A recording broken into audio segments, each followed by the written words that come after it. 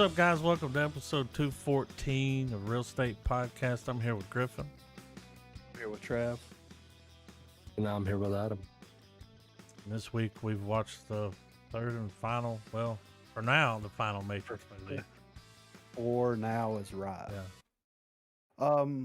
I mean, we talked about this last week at nauseum almost to a degree where it's like first time watched it in so long. You know what I'm saying? It's all right. First of all, I don't understand why this film has such a bad score online. You know what I mean? Oh, I thought you were Like, talking about the music.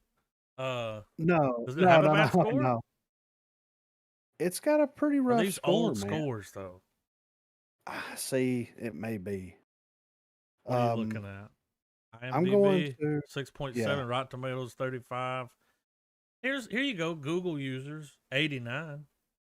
That's more accurate. That's, you know what I mean? And I think the reason why is because that hasn't been around as long. Yeah. You know, like the Rotten Tomatoes things, that's probably 10-year-old. Yeah. Score well, there. and on IMDb, it's got like almost 700,000 reviews. 6.7 is not bad for that many reviews, to be fair. You know what I mean? But I mean, the symbolism in this film and kind of what they were going for and everything. Like, yeah, you can say that it was too on the nose. You know what I'm saying? No. It's too in the neck. You know what I'm saying? But, and I get that, but like, I mean, it's a classic fucking tale, right? Like the chosen one, he's a Christ-like figure. I mean, how many times have we seen something similar to this in any type of pop culture? You know what I mean? Yeah, I didn't hate it. Even recently. No, I didn't Not hate at it all. either. I think it came out at a time where by the time both films came out and considering the direction they took with the sequels, because you can definitely tell a difference between Matrix and then Reloaded and Revolutions. Yeah. And I think it was a bit of fatigue. And also you gotta think about it too. When the first movie ended, it ended on such a ambiguous but still had a sense of finality to it. Not like the second one. Yeah. And, you know, one of the things that we've been bringing up with Matrix 4 is it necessary? It's just a repeating of the questions that a lot of people had when the sequels came out. Did the first movie really need a sequel? And I've always been kind of on the fence about it because I feel like the movie would be even more endearing now if it was a one and done. Yeah. But now it kind of has that same Star Wars argument where when you watch a film that becomes sequelized, you have that whole thing like, yeah, I liked it, hated the sequels. It's just that little smear in the conversation for it, you know? Right. And I mean, I enjoy the entire trilogy. Yes. Yeah. But just objectively speaking, that's kind of the wrap of how the films went. Because I mean, even before I was as hardcore into films as we are now, I still followed those two movies' productions. I still remember that. Yeah. Because I was hyped when that announcement was made. They were carrying on the story and whatnot. And I think it's because Reloaded and Revolutions, in a way, answer the question, what else does Neo do? Yeah. And in these last two films, we get that, or at least we get a slice of the whole pie of, post rebirth Neo, where he's suddenly, where he's the god now. Yeah. And it also, another thing too that I always noticed this with watching them, but I guess it stood out yet again to me, and it's that kind of going with the finality of the first film. When Neo gets shot, he comes back. He's the one. He can see the world through the coding, and we get the death of Agent Smith. by the time we get to the shot where Neo hangs that phone up and we get the fly off cut to black, that tells us everything that we need to know about the sequels Yeah. in a way. Granted, it gets deeper and the spirituality, which I think the spirituality aspect of the films and how that rubs people raw is because there's the I'll call it the demographic. Hmm. Um, most people that are really hardcore into this type of genre and sci-fi and everything, those are people that aren't necessarily gonna be okay with the spiritual shit. They're gonna see Right. it as a cop out, as a Yeah. we couldn't explain what we're doing here, so he's God, he's Jesus. Right. I'm not necessarily saying everyone that watches those types of movies is that way, but I feel like if we go prowling through some of those negative reviews, we're probably going to come to that deduction pretty quickly, though. Right. But, Well, but yeah, yeah, and I get what you're saying, man. And it is just one of those things where it's like, to me, it felt, of course, the Wachowski siblings. Mm-hmm. They definitely had a vision in mind, and they kind of like, in a way, it's kind of revolutionary, and not so much now. But looking back, it's like, it's like whenever you see these types of stories, and whenever you think about a type of story like this, I mean, what genre do you normally apply it to? Sci-fi. It's more. Well, I mean, it's more of like almost like a fantasy trope to an extent, right? Mm-hmm. Because, you've got the knight that is just all powerful and can do no wrong, and you Oh, can apply, yeah, that whole trope, you can kind of apply it to like a fantasy genre. well, I mean, and And and sci-fi, I mean, science fiction is just reskinned fantasy. yeah, yeah.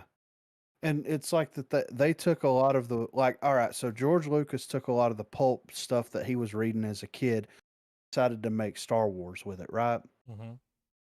Well, look at all the crazy sci-fi shit that came out in the late 70s, the 80s, and the early 90s. And they took all of that stuff in, and they applied that same idea that George Lucas did, and they made their own trilogy with it. They had their own story and their own voice, and the story that they wanted to tell and everything.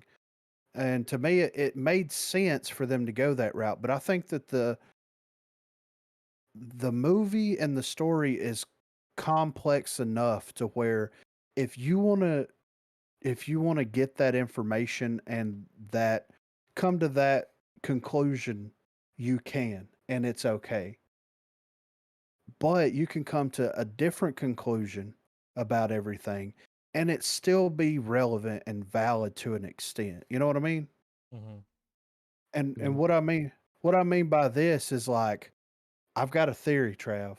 Well, it's not actually my theory. I found, we were talking about finding theories and all this kind of stuff, right? Yeah, yeah. So the main theory that I found that was very interesting, and I'm not saying I totally agree with it or anything like that, but the main theory that I saw was that Neo wasn't the one the whole time. Is Agent it? Smith. Yeah, I've read that one, and that's a good one too. Yeah, it's very interesting, right? It's cool that they applied the idea that the destined person isn't going to really necessarily be good. Yeah, exactly. Yeah. And if you take that idea, me and Adam was talking about this the other night, but if you take that idea and then you kind of run with it, it's like, was Neo was Neo a real person, or could he easily be a program as well? Because if Well, I believe agent that's what the architect explained to him, though. Like he is like the one is a program, Yeah. or not really a program. He's kind of anti-program. He's the anomaly. He's where all the clutter from the design of the Matrix becomes shit, and it turns into him, Right. and he can do whatever all his fucking Superman stuff. Right. So if you have that idea to where Neo is a program, just like Agent Smith is a program, and they are the yin and yang, then they're both the one. They both have to exist. It's like the Batman and the Joker, right? Yeah, So like that. Yeah, like they're like like I was gonna actually bring up a similar idea and concept with the architect and the oracle. You yeah, beat me to it with Neo and Smith, but essentially the same idea. They're yin and yang, like they both have to exist in yeah, order for it's part of the balance of the matrix. right. And so I watched a video that was really interesting about the Oracle and the Architect, to where it's like the Oracle and the Architect are they're two competing programs that are put in place to learn from one another. So the Architect is the one that kind of like tries to maintain balance and tries to basically balance everything in the terms of like the world and like how it's presented to humanity. And then the Oracle, of course, is chaos. And she tries to present imbalance so that they can both together form a perfect world at that point. And the example that they used was an AI that made human looking that they were making human looking faces like photos, and then that AI made it, and then another AI was made to detect whether the photos were real or made by a machine. And the That was in the ma- movie. no, this was in a video that I You know, watched. we're doing that now. Yes, Like we're exactly. doing that So now, which is yeah, crazy. yeah. And that's kind of where they pulled it from. So the AI that creates the human face creates it and then sends it to the AI that detects whether it's a human face or not.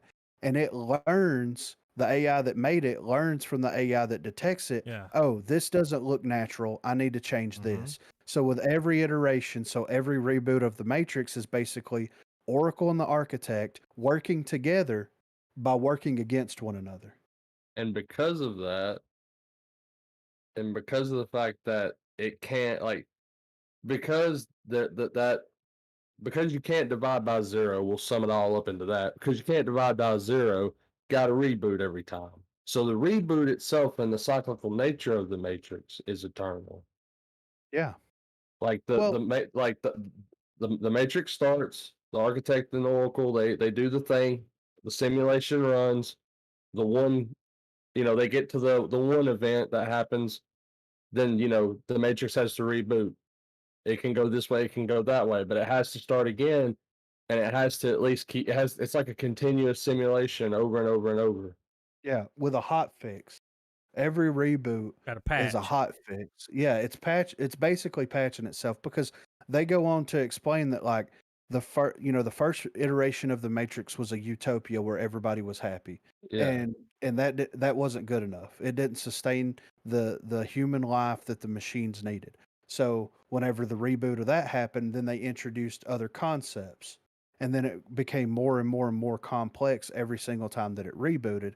But the only things that the this is why I kind of went for the idea of Neo, the anomaly, being a program. It's like the only thing that the machines can't calculate is human Choice. how human emotion, well, like more so Love. than choice, but how human emotion, Yeah. yes, because that they're not able to comprehend that Uh-uh. because they're machines, Ex and machina. they're trying.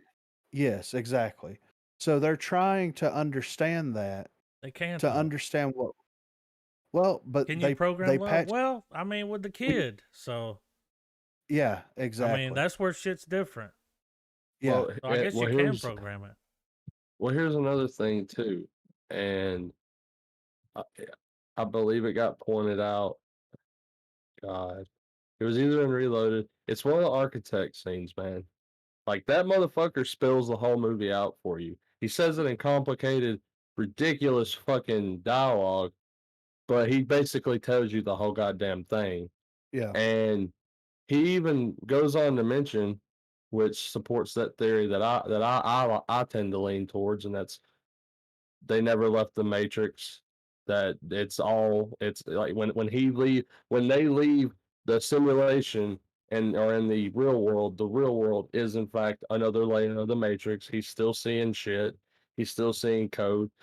It gets mentioned at one point, and I can't remember if I brought it up in the last episode or not, but there's a part where the architect's talking to Neo, and he's saying, when he says this is the so many time we've like he's saying they've destroyed Zion over and over again. If Zion is placed in the real world, how is it resetting? Good question. Yeah. If that's happening, or I mean, or is it in a more or is it meant in a way of like we've breached the Matrix and gotten through with that? That's why Zion looks like it does, because it's been just hammered into the fucking ground. But I don't think that's the case. I think that they keep, like, the simulation runs, next part kicks in, and it's like, all right, 1 or 0. Do we destroy Zion, or does Zion get saved? 1 or 0. That option branches, goes into the next part of the Matrix. What's that? It's all part of a complicated fucking program that the audience is. It's supposed to be that aspect of the Matrix where it goes on, and don't worry about it. We're focusing on this part. And but yeah, it's just, yeah, I Yeah. don't think they left it. Well, and it's, that's why I'm interested to see what they're going to do with 4, because, you have like a lot of hardcore fans that are like, okay, all right, this, Zion is another step of the Matrix. And then you have other people that's like, no, that's not the case. You kind of have a split in like what people believe and what they think of whatever's going on. So I'm interested to see if like when they do when they do the Matrix 4, is it going to be time for a reboot? Because at the end of this film, Zion was saved because of Neo sacrificing himself and, saving humanity, and then also reverting the Matrix and giving control back to the architect and all that kind of stuff. So when that happened, the Matrix didn't reboot. It continued on, Yeah. right? So, That's if I remember, yeah, the ending of Revolutions, when Neo's body's carried away by the robots, it's because they formed the truce. Yeah, he So said, "I'll go in there the and kill thing, Smith, and so you don't what destroy makes Zion." this different is that Zion is spared, but the Matrix has to be rebuilt because Smith gets destroyed because he infected the whole thing. So they are separate. At least that's what the highway is. Yeah, they're separate realms, but they're still part of another. They're still part of the whole system. Yeah, different hard drives. right. Well, it's like Yeah. we're seeing a keystone event happen where, uh, like what the Merovingian was bringing about in Reloaded, about causality, cause and effect, and all of that. I think it ties into it to where we're seeing also, like chaos coming in to tie in with the Oracle theory.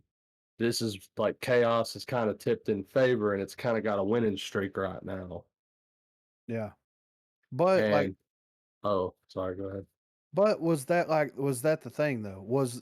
Because they said that like whenever, all right, so he's made this choice X amount of times at this point, and he's always made the same choice every single time where he handpicks the people and they reboot the Matrix and they restart everything from the ground up. Mhm. Well, Zion existed. The architect, and because the architect's in control of everything, he destroyed all the Agent Smiths. So he's the antivirus and he got rid of the virus that was infecting everything. But the way that it was kind of laid out and the way that I interpreted it was that the Matrix didn't didn't do a patch. It rebooted, but they didn't patch anything. No, that's why it's a full restart, because it's a character wipe basically. Same map, but they got to get new users now, or they've got to re-upload everyone. Which that was another question too. Are all those humans in the pods free now? Well, they said that they were given a mass choice. The Oracle and the architect agreed that they would give everybody a choice. So at the end of the film, you only see 3 people. You see the Oracle, the architect, and the little girl. Mhm. And you see nobody else. The So the is Asian dude, right? He's there. oh yeah, you see him, yeah. Yeah, he Which brings are a little all girl. I mean, yeah, yeah. Which are all programs. yeah. So is this moment where she creates the sunrise and all this kind of stuff? Is this the moment between reboots? I think that's what that was. I think that was before a decision was made to be Okay, left open ended because because they're I never they're considered it. looking because they're looking off into an empty matrix. Yeah.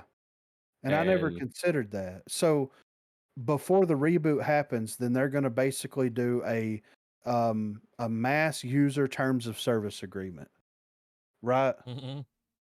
I mean, really, that's what it would be. Yeah. And they're like, look, you can either come out of the matrix or you can stay in the matrix. This is what the matrix is. Make the decision Choice for is yourself. yours. And the majority of the people's probably going to choose to stay, especially if they have snippets of what the real life is. People are going to be like, "Fuck Yeah. that," you know what I'm saying? Um, Well, you may have a so family in the Matrix, and you leave, and it's just you. yeah, exactly. And then they said that like here's another thing. They said that people they don't pull older people out of the matrix because they're not Yeah, able they don't to cope cope as with it. well. Yeah. So if you have people that are in there like we'll say mid to late 30s up until like old age or like borderline death. Hmm. If excuse those me, I'm so sorry. if those people get pulled out of the matrix, they're going to have a complete fucking system overload Yeah, like meltdown. in their brain. Yeah. And they're not going to be able to fucking fathom what the fuck is going on. Even though there's peace and they're not having to worry about a war or anything like that, they're still living in a world that's blacked out that they had to go underground because it's so fucking cold. You know what I mean? Like, Hmm.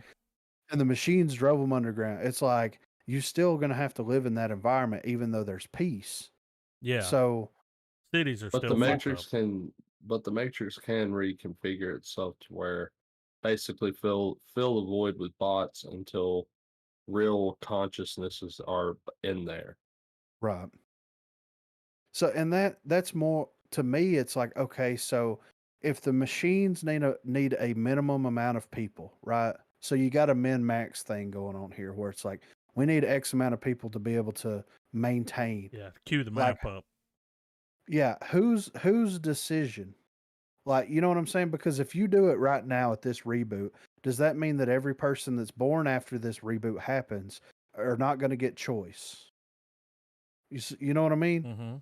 Mhm. And like by doing this, what are the implications? Because let's say in theory that the mass majority of the people that are in the matrix want to come out of the matrix, then where is that going to leave the machines? And that's kind of breaking the truce a little bit, right? Well, well, well, and that's the very interesting part about all of it is because at the end of the day, Neo was in a position to where he couldn't really win. Yeah, Um, for all intents and purposes, the machines could have taken him, uploaded him back to the source because that's what they're programmed to do when Neo shows up, and they just insert him back into the Matrix. right. Um, and that's got me, and I don't mean to move too far ahead, but in speculation for Matrix 4, I'm wondering if we're dealing with a reinserted one and whether or not the one's even Neo anymore. Like since he's re-uploaded, all that coding or part of him that made him the chosen one is now imbued into somebody else. Well, if the idea of the one is something that is, if we're going to go with the idea that Neo is the one, and he's just leftover code that's kind of lumped together that becomes an anomaly, then whenever he gets put back with the source, then wouldn't all that either get destroyed or redistributed? Yeah, and that's I guess that's gonna be what may or may not be explained in the next movie. Well, and to me, it feels like who would be the better Oracle going forward? I mean, it would be interesting if that I mean, if Neo became an Oracle, that would be That would be cool. like he could retain some aspects of the one, but like he can't take on another Agent Smith program. Like Right. that ship sailed in the last Right. iteration. But like, say he has aspects where he can he remembers everything that happened, and to an effect he can see where the coding's leading to, and then Mhm. he's like, then that's where he kicks in his oracle shit and goes, that's when you have a choice. Yeah. Well, it would make sense because, like, the Oracle created Agent Smith, right? Yeah, And the Oracle had her protector, which was the Asian dude. I can't remember what his name is. Sarah. But wouldn't it make sense if, like, all right, the Oracle changed her appearance once. Let's say that at some previous point when all this was going on, that a similar situation happened to where that version of the Oracle was the one. Well, what And if that orphanage, man, is just all the reincarnated ones from the past? could have been. Well, I you know how mean, you that were would explain. Oh, sorry. talking about him going back to the source and it spreading the code out. Yeah. Well, that may Yeah, take him and make him the next Oracle. Right. yeah, And You know what I mean? absolutely. Like I it mean, could take that him would and put be him in that position. that makes in the concept of the narrative, it makes logical sense with what with what they're doing. yeah.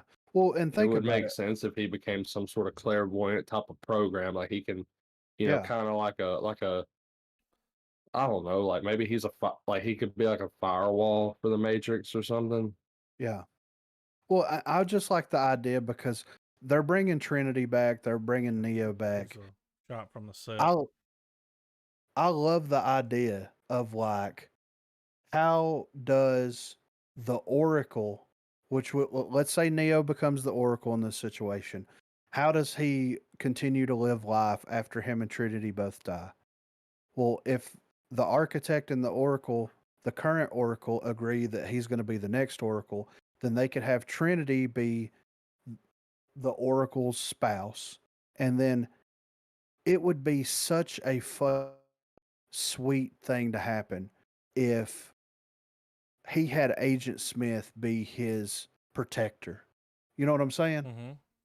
Like, they went through all that shit together, and he's like, I need a protector. The previous Oracle had Asian dude. I fought against fucking Agent Smith for 3 fucking movies. I want He's him to be my my yeah. he's my equal. Yeah, exactly. And this mutual respect that they, you know what I'm saying? Because the Oracle would still create him, and he would still be there as, as this force to be reckoned with. But that would just be pure fan service, in my opinion. Yeah, which I Like, mean, and that would be something that the Wachowskis would be. I don't know. They don't typically lean into fan servicey stuff, honestly. Mm-mm. yeah, but Like they're pretty good about telling what they want to tell, but I mean, when you're dealing with this property, it feels like with it being as long as it's been since their last film, which was what, Cloud Atlas, and Yeah. we all know Mm-hmm. what that's become. That's another discussion, obviously. I that's have a another question about podcast. the next movie. So y'all see the photo, right? Yeah. Yeah. Yeah. How are they gonna explain the aging? Well, that's where I felt like, sorry. So they got to do something to do that, something clever. So are That's why they I in feel the like real it's world another. Well, I or feel like it's another iteration of the Matrix, yeah, but certain events are happening later in their timeline in this. yeah, Because I mean, you can. I mean, it's not since it's not time travel and it's an entire other universe. We'll call it that. You can meddle with events and when they do happen. And if mm-hmm. he's an Oracle type, I feel like it could play in that. Like, I feel like they're clearly going to be in this movie for the seat grab, Yeah, and I think that we're going to get a younger one. a different one story Yeah, probably, spinoff. and they're going to be the ones that's like we lived through the last time this shit Well, went down. because I don't think Morpheus is going to be in it, so He's got to be Morpheus. He's got to be the Oracle. You know, they got to find someone because the new, like, he's old code. You know, it's been a long time. He did his battle. He won. But the new code, he needs new code to go up against. Yeah.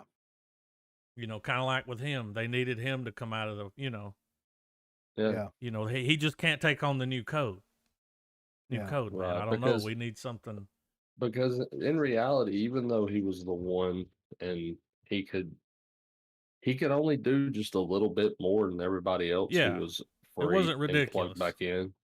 Like everybody, everybody else was capable wall running, knocking people 10 feet with one hit. Like they were all able to sit in that chair and learn any fighting technique they wanted. So, you know, Neo's abilities were like the more I'm thinking about it right now, his abilities as the one really weren't that grand, other than he was able to, bend the code. He had a couple of restrictions removed from his player account. Yeah. He had wall hacks. He did, and aimbot. Yep. And honestly, I think for the past however many minutes we've been going, man, I think that's testament to the fact that these were good films, that we're able to still kind of, like, those types of discussions are clearly still being had. Yeah. I mean, there's a fucking... I think that you're going to get more people talking about these films as Matrix 4 gets closer and closer. And I think that people are going to reevaluate, like, what the trilogy was and how they felt about the trilogy in with the idea that we currently have the superhero movies and the things that we have going on right now. You know what I'm saying? Yeah. Because like I said last week, I mean, you don't get superhero movies like we get them today without the Matrix. Yes, and I'm very interested to see. I think I'm more interested to see with what they can do on a visual level more so than anything else. I feel like the story is going to be what it is, you know. Yeah. And you know, as far and what you're saying about the Matrix contributing to, you know, genre and whatnot. I don't know if y'all noticed it, but the Matrix trilogy has given us two shots. One is one of the most iconic, and one is one of the most horrible shots I've ever seen in a movie that is as visually impressive as The Matrix. And it's always stuck out in my head for so long, and I always kind of cringe when I see it. You remember the moment in Revolutions of Smith versus Neo, where Smith's up in the air and he goes, "This is my world, Neo, my world." Yeah. The shot of him swooping down, it's the side angle, and he like elbows him. Yeah. He's going so slow. Yeah.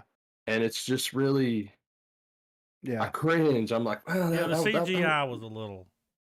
That could have been another take. No, wonky, like man. it's just it just the way he did it was really shitty. Whenever you look back at the It was special really features shitty. of them fighting, there's two dudes wearing Green Man suits that are like holding them up on wires and moving them around. Like that's how they did this. It's crazy. Yeah. Them fighting in the rain was cool though. Like when they would hit each other, how the rain would break. Oh my god! Like that was cool, man. That final battle, I'm over here like fucking yes. No, dude. When the battle was raging, it was fucking awesome. And all the other Agent Smiths are fucking watching, and I'm like, are they gonna get involved? The entire time I'm watching Smith versus Neo when they're fighting in the air, I'm like, I think I see what a template that Zack Snyder has used here. Yeah. Whenever, go ahead, man. Well, you know, like they took the Star Wars movies and went, you know, Lucas did his stuff and went back and did some CGI and all that kind of stuff. Like, I think it would be okay if they went back with the Matrix, because like one of the biggest things that kind of always stood out to me was in Matrix Reloaded with the second with the fight scene with him and all the Smiths, right? You know, you can tell that the CGI was not at the point that it is today, and you know, a lot of that fight was live action, but the CGI did stick out. I think that if they went back and like digitally remastered these and like updated the CGI Yeah, and certain parts touched it of it, up. I don't think that it would be taken it wouldn't be taken as bad or as hard as people took the cuts of the Star Wars Star films, if that Wars makes sense. or like Yeah. Back to the Future or Yeah. you know. Yeah. Because like whenever you start going in and adding CGI to a film that use practical effects, then people are like, "What the fuck?" Yeah, But if you go in and if you update and doctor the current CGI that's in the wasn't films, nothing practical then about this shit. I mean, but at the same time, man, the whole series is just so batshit crazy yeah, that the some of the parts where it gets really ridiculous and the effects get a little choppy.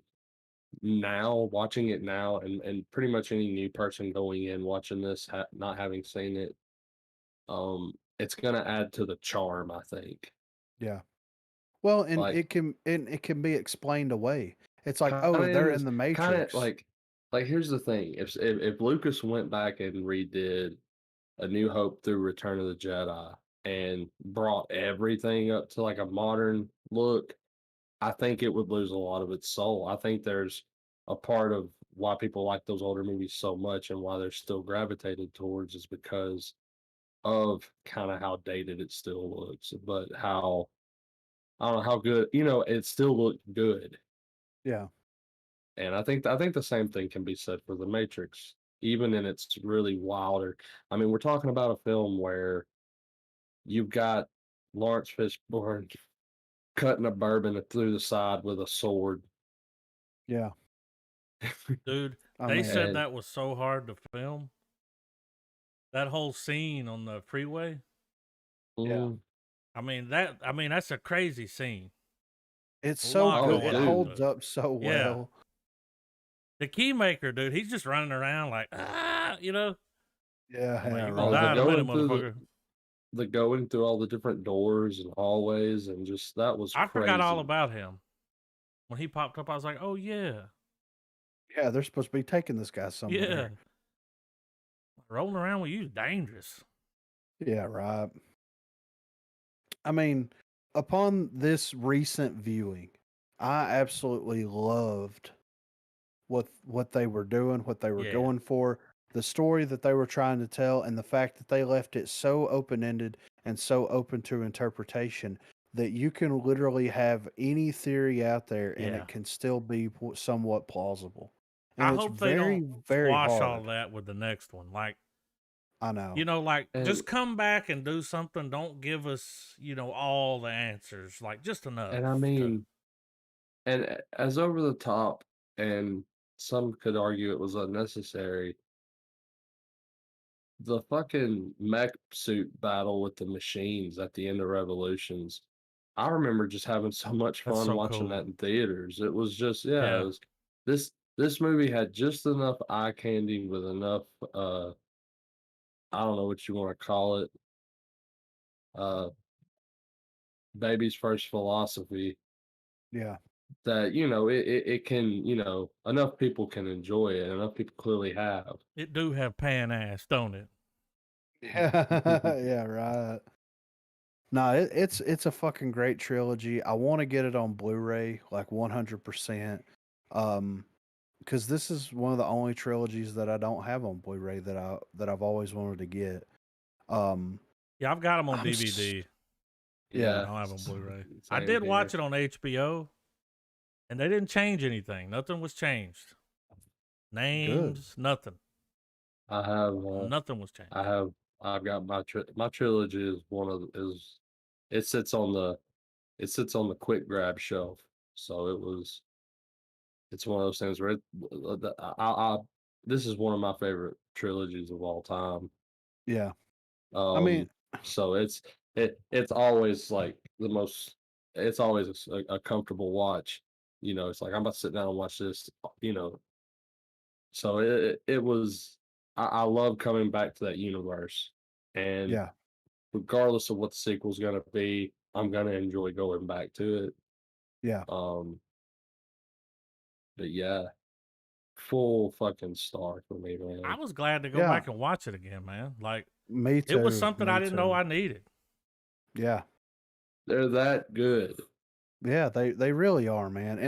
And I can't wait for like I hope that the younger generation kind of off of Revisits the it. hills of yeah, the older Well, generation and the the inter younger generation. the internet has taken the Matrix and dismantled it into its lexicon. Yeah. This trilogy is probably one of the first that's, I think, to be immortalized by the internet. Oh, for sure, dude. Yeah. And yeah, I think it'll always someone's gonna always take some deep dive somewhere, and they're gonna find themselves seeing a Matrix meme somewhere. And yeah, dude, it's there. It's not going anywhere. Yeah. I'm glad, man. I'm glad that, that they were able to make this. And I don't know, if or what, kind of interference with any of the studio was or whatever, but like them letting them tell this story and like going that far down the fucking hole with it. And like, it's it's amazing that it actually got made. Especially in You know what I mean? 1999. Yeah. Now, I the mean, only Yeah. legitimately. interference that I heard of was like them spending a shitload of money. So Yeah. they made them use the rooftops from Dark City, Yeah. which you can, if you put them Um, side by side, you can tell a it's the fun same fact, rooftops. and I think everyone's seen the headline at least once, but Will Smith was Yeah. at one point supposed to be Neo. Turned it down Uh, for Wiki Wiki Wild Wild West. he turned Yeah. it down for Wild West, and he turned it down. And the Wachowskis' pitch to him apparently was the Trinity scene where she jumps, freezes, and the camera does the circle. How they were going to do Bullet that, time. Yeah. Yeah. With all the cameras surrounding and them. he apparently at the time he snubbed his nose to that shit and was like, I ain't doing that. I'm going to be honest with you, though. I can't imagine watching this movie with anybody else other than Keanu Reeves. No, Yeah. I don't think it he would have worked as well. this is his Iron Man. Just insert Will The Smith with his little the like OG quotes and shit. Like, damn. the OG perma face for a character. Well, Like it's got to be him. if they put Will Smith in this movie, they sprinkle some comedy in. Yeah. In places where it just didn't need don't to get be. me right. Well, I mean, because that there were some moments in the movie that were kind of funny. Oh, Like friend. the very first film had lots of little comedic bits, like when he fails the jump, Yeah. when I know kung fu. Yeah. Like, I mean, Show yeah, me. I mean, Keanu Reeves was Keanu Reeves in this series, but it was a good role for him. I got a drinking game for you. Every time someone puts their hand, like does a little kung fu stance and puts the hand out, does the come here thing, you down a beer. How many times does that shit happen? I Dude, mean, the whole And then when he did the The thing where he like whole takes his trilogy. thumb and he does the thing on his nose. Well, that's his I can do this all day Come on. thing, man. That's what Come that's on. his that's his cap line, When I was sitting there watching the last movie and the battle between him and Agent Smith, like I was pumped. I knew he was gonna win, yeah. but I was still over there like fucking kick his ass, dude. Fuck this guy. When he was standing there looking at him, when he's got Neo on the ground and he's like, yeah, I've been here before. This has happened I just just like remember this. And I remember I said some kind of line like, you know, and he spits a line out, and then Neo starts to get up, and he's like, no, wait a minute, that's not what happened. It's like, oh, it's different this time, motherfucker. I got you. Like they played out every scenario until he got him. Yeah. Everything worked out here. I do have a real estate prediction for the next movie. Yeah. The one will definitely be a girl. Okay. For sure. Just think about it. I mean, yeah. They'll do that. There's nothing wrong with that. I've even seen some articles that hinted to it. Makes sense. The chick from Iron Fist. Mm-hmm. Okay. She's on set. She's in the movie. I'm pretty sure and they've already said like she's going to be playing the version of the one. Right. So that's what we're going to get. Like he's going to be Morpheus. Oh, I haven't seen any tidbits on the Matrix. This is the first set photo I've ever seen of it. Yeah. There's your little her. And I'm down with that. Ain't nothing wrong with that. Yeah. She was in Game of Thrones, Iron Fist, Star Wars, The Force Awakens, Godzilla vs. Kong. So she's going to be playing the Neo type character in the film. Potentially becoming the next one. So it's going to be a Nick of Time kind of movie. Yeah. Makes sense. 2021, like they got to get, you know. They got to get to her before the other programs do. Yeah. It's cool though to see Neo's gonna be. We're probably gonna have the Neo being rusty at doing what he does. Like, he'll try to fly, but he'll go 2 feet and fall. He's doing the Superman thing. I don't see Lawrence Fishburne on the cast, but surely he makes an appearance. He's got to. Come on, right? Dude. Morpheus has got to show up. You're fucking up if you make a Matrix movie and you don't have Morpheus in it. Yeah, I know. I think they're trying to keep that hush hush. Oh, for sure, dude. That's gonna be the surprise. Yeah, because imagine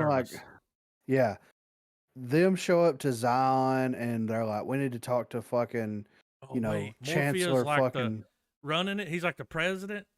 Yeah, dude. Him and Niobe together. Oh my God, banging it out. Yeah, dude. Got like fucking 30 kids. The way God intended it. He still got some floaters in there. You know what I'm saying? Dude. Well, they can grow. Yeah. He's like, I need more floaters. Tank, pull me up a program. Yeah, boy. I think he'll be in the movie. He's got to.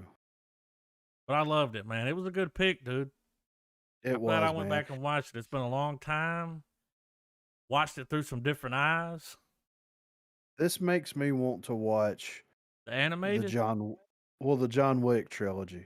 I've only seen the second one. I saw a little bit of the third one, enough to know that he never runs out of bullets. I've seen the first one and that's it. And I've got the first one on Blu-ray. I've always heard that one was really good. It's fucking amazing. I will say this, like I saw the second one and like the second one still had like some story to it, you know? Right. The third one, dude, it was just like a gunfight. The whole movie. Which was a cool gunfight. I mean, it was like super, like, remember when they go in, he's like, I need guns, a lot of guns.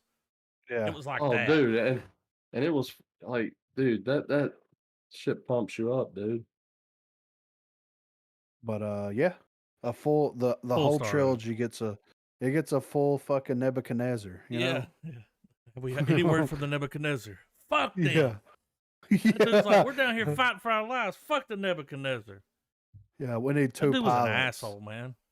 Yeah, he was. Like, I'm surprised he didn't die. Yeah.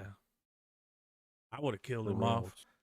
Whenever she was like, they were like, that's where the fucking duct works at. That's where the wiring's at. Nobody's ever flown. She's like, I can. You know? That was years ago. Yeah, and it was weeks ago. Yeah. Give him like, you're going to give Neo a fucking, and then, Trinity fucking gets hit with those. It looked like those rods they use when they pour concrete. Those rebar. Yeah. She gets rebar to the fucking steering wheel. It's like, damn, okay. She got super killed, you know? That, though, I forgot all about that, man. When he walks out there and the fucking AI shows up, the Matrix. Yeah. It's like, what are you doing down here? You know? A big fucking baby face. Yeah. It looked like that thing kind of from Legends of the Hidden Temple. Blueberry. Oh, Medic. You know? Where it comes down, you just hear it go, it's your baby, your Gerber baby. Yeah. Thinking about it, though, that dude did die because Morpheus told him of the one that saved the world. He wasn't bullshitting. And then Morpheus not only did that shit, but he fucking Mr. Steal Your Bitch over here. Yeah. You know, like he fucking got just destroyed on all fronts with this shit. Neo got a peace treaty. Yeah. With the Matrix. With the machines. Yeah. He's like, I'll go in and take, and the machine was like, he was like, you got a little bit of a virus problem. and I'm the only one that can take care of it. McAfee, you know? Yeah. And the machine was like, you have my attention. Yeah, He's what like, I'll now? go in there and wipe his ass out. You don't fucking destroy Zion. And he's like, but He what said, if I win? You know? yeah. No, he was like, bet, you know? Yeah, plug him in. Yeah. And they pulled all the fucking cables out, didn't they? Yeah, It wasn't dude. just the fucking neck They hooked cable. He had the everything arm up. cables. He Yeah. had the best Oh, they ping went. ever. He went straight firewire, dude. He was straight to the source wall. Yeah, I want straight good in, ping, man. no packet loss. Let's go. Like Yeah, he got the fucking hard stat. line. I want a fucking AMAX and a Mac 10. Yeah, with stopping power, preloaded, But it was and great. Ghost. It's like fuck. Loved it. Y'all want to talk about a little bit of movie news real quick here? Yeah. All right, first up, J.J. Abrams has no plans to write or direct any DC Comics movies. So there's been a lot of rumors going around that J.J. was going to be doing the next. Yeah, he's Like going to be doing the next Superman. Super. Yeah, and Michael B. Jordan was rumored and all this stuff. So it says that J.J. Abrams is producing at least 2 movies for Warner Brothers based on characters from DC Comics, but don't count on having him direct. In February, it was announced that Ta-Nehisi Coates, I guess that's how you pronounce it, would be writing a Superman reboot movie with J.J. Abrams producing under his Bad Robot label. A director hasn't been attached, though the studio is reportedly seeking a black director for the job. Because, it has since been revealed that Abrams and Bad Robot will also produce a Zatanna movie based on DC Comics character. Promising young woman filmmaker Emerald Fennell is on board to write the screenplay, but that project doesn't have a director either. As is the case with Superman, we can count Abrams out when it comes to that role. In a new interview with Collider, here's what Abrams had to say about what's next for him when it comes to writing and directing. And this is what he said. I know that Hollywood is a place where it used to be that people would be inspired by something that they would see or an old film or a show or something and think, oh, here's my response to that. Here's a version of that. It's become a place where more often than not you see something and people get inspired by it and go, let's redo that exact thing. I feel like as someone who started writing in television and telling original stories on film and in TV, it is something that I really do miss. The few things that I'm working on now as a writer are original ideas. I just feel as a director, I really would love to have my next project be things that didn't pre exist me necessarily. Of course, Abrams had plenty of experience with major franchises like Mission Impossible, Star Trek, and Star Wars under his belt. Still, it's easy to see why he's looking forward to doing something new. The filmmaker also detailed his mixed feelings on working with established franchises. This is what he said. Well, I'll say that the opportunity to get to work on any pre existing franchise is definitely a double edged sword. And while I'm incredibly grateful and proud to have been involved in the projects, of course, all I see all I see is what things could have been and what we might have done. The importance of it is not lost on me. As temporary custodians of any idea, whether they pre exist us or not, which is to say, I think that even with an original idea, somehow I still don't quite understand where that creative impulse comes from and how the experience of writing something really is yours. I feel like we're all just channeling something that we're trying to serve as opposed to something that we are doing, and that is our work. So he's producing, not going to be attached to write or direct. Makes sense. I mean, look at what happened with his last property that was pre-existing property, and that's Star Wars. It makes sense that he wants to distance himself as far away from already established IPs as possible. Yeah.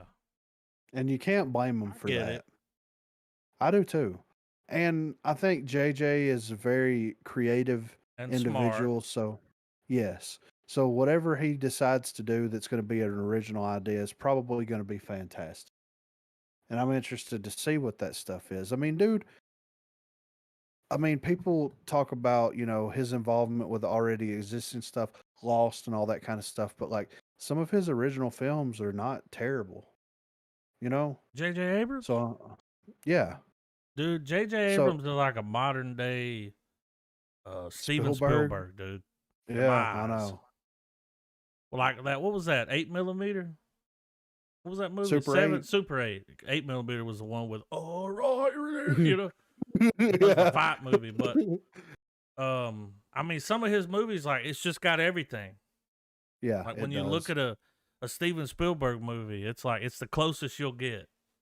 Yeah. Which he grew up on it. So, Yeah. makes sense. Well, Super 8 was like almost a fucking prototype for what Stranger Things became. Yes. To an extent. time, You know what dude. I mean? So, Big time. which of course is a fucking took all that inspiration from what Spielberg was doing. Yeah. So 80s. Spielberg. yeah. Yeah. Goatee. Anyway, next up on the chopping block, McConaughey gains traction and potential run for governor of Texas. Whoa. Texas. Got a little Texas whistle in there, you know? Little Texas whistle. McConaughey just might end up becoming the governor of Texas. At this time, the actor known for True Detective, among many other acclaimed roles, is not officially running for office, though he's previously toyed with the idea in interviews. At one point, McConaughey went so far as to say that running for governor was a true consideration, but it was unclear if he had actually looked into the possibility, or if he'd taken any real steps toward launching a genuine campaign. According to a new report from Politico, McConaughey has since been quietly making phone calls to influential names in the Texas political circles. This includes calls to a quote deep-pocketed moderate Republican and quote energy CEO, reportedly to quote take their temperature on the race and to talk about seriously throwing his hat in the ring. There's no word on how the others responded when McConaughey is said to have pitched his potential run for office. He's got my vote, and I don't even live there. You know what I'm saying? I mean, it would suck that we're not going to get any Matthew McConaughey movies for a couple of years, but it kind of makes sense, though. You know what I mean? Well, like he did the whole thing when they had the storm. Oh, yeah. He did the live stream, the concert, raised all the money. Yeah. He's a big fucking Texas like, you know, all right, all right. He loves that state. And a little bit based, man, just a little bit. I mean, that's you saw who he's calling up. I mean, yeah. East Texas, you know? Yeah. So, and that's my only fear from this. Is losing the films? Well, yeah, is his political Are you allowed ideas... to make a movie? No, because Arnold Schwarzenegger didn't. Well, no, who was Schwarzenegger wasn't able to. I was. Wait, though. Are you really not allowed? I think it's a conflict of interest, right? Well, they're allowed to go on like TV and I mean they'll go on like the Tonight Show and do like stuff. Like why not? I mean, I think the idea is that once you're elected in that position, whether you like it or not, you're a representative of that state. Okay. So like that's a stupid that's my interpretation of it. I don't know if that's true or not, but like I know what you mean. I don't think I've ever seen anyone in office make a movie. Yeah. That would be fucking crazy though. Like this is my thing. If he's not running for office, right? How fucking great would it be for McConaughey to do get fucking Danny McBride and those guys in there to write him a fucking governor of Texas comedy. Not a sitcom. That's what I was thinking. Like, what if he's just getting ready for a movie role? Oh my! He's like, I'm gonna do 4 years in office, and I'll be good when I come out. Yeah. How fucking great would that be? Like his version of Veep or something? Yes. A TV show on HBO? Yeah, dude. Sign me the fuck up. Look, it's kind of like that pilot that Tom Segura did, Bad Mayor or whatever the fuck it was. Like it's like that, but with McConaughey being the fucking... Be great. I mean, look at the picture, dude. Is that from Dallas Buyers Club? No. No. That's from Bernie, ain't it? I don't know. That's definitely not from Dallas Buyers Club because he doesn't look It like he should has tell eight. us under the picture what it's from. Let Bad me article. see. No, I'm just kidding. That's either from a live stream or that's from Him with that hat on? Bernie. I think It's it's from a him. movie. Tell by the camera. Yeah. I'll figure it out. Do a little investigation. Yeah, I'm gonna do a reverse image search. Yeah, right. Next up we've got Shang-Chi and Free Guy will stay in theaters for 45 days before hitting Disney Plus. So theaters are making a comeback. Disney has confirmed that some of their late summer film releases will stick to at least a 45-day window in theaters before Disney Plus adopts them for streaming. Among the first will be Marvel Studios' Shang-Chi and Free Guy, which will both premiere strictly in theaters for at least 45 days. The number of days is flexible, however, and it's possible Disney decides to keep them in theaters for longer if they are doing well. In contrast, Disney's upcoming films Cruella, Black Widow, and Jungle Cruise will all have theater/Disney Plus hybrid releases, meaning they will also be available to purchase on Disney Plus for $29.99 on the day of release. The news comes to us from Deadline. So I think that 45 days is That's fair, a month. dude. It's a month and a half. Yeah, remember before we were willing to do like 2 months, 3 months. Yeah. Yeah, exactly. So hey, yeah. that's great, dude. So Get your money and then put it on there so I can watch it. Yeah. And we live in a world to where like you're going to be playing this digitally anyway, so why not go ahead and put it on the server and just fucking flick the switch, you know what I'm saying? See, that's what they're like. Like if it stops making money, they're like, "All right, send it to the home." Yeah. Yeah. And they could have an extended life on there. I'm not saying that they would do this, and I think it would be kind of cheap, but it's like in reality they could still be like you get 45 days in theaters, you get 30 days for like $20 on Disney Plus, and 6 months after the initial release it comes to Disney Plus. Do you want to wait 6 months to watch it, or do you want to watch it in theaters, or after that do you want to watch it at home for $20? At home. Well, and just depends on the movie. Well, and they could tie a bundle to it as well. It's okay, if you pay $20 for it, you get a month of Disney Plus. Yeah. Or you know what I'm saying? That's a good Something idea, like that. man. Yeah. If you drop 20 not? on this movie, you get the next month of Disney Plus. Yeah. I like that. And that way, like, you could basically fund your Disney Plus. Oh, you're baiting them.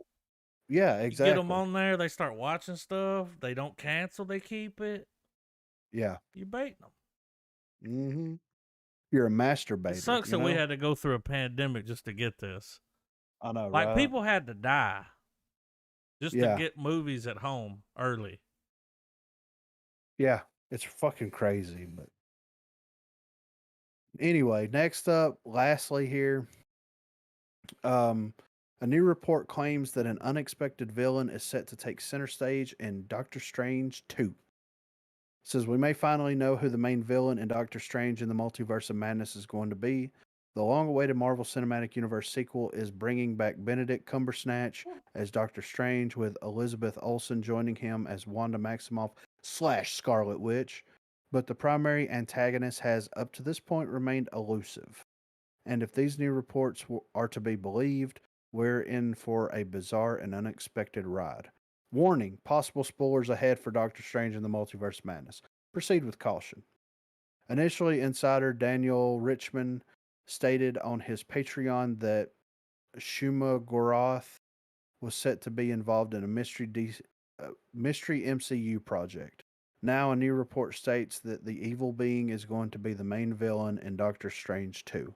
What's more, the report details that Shuma Gorath is going after America Chavez to be played by Gomez. I don't know how to pronounce that first name.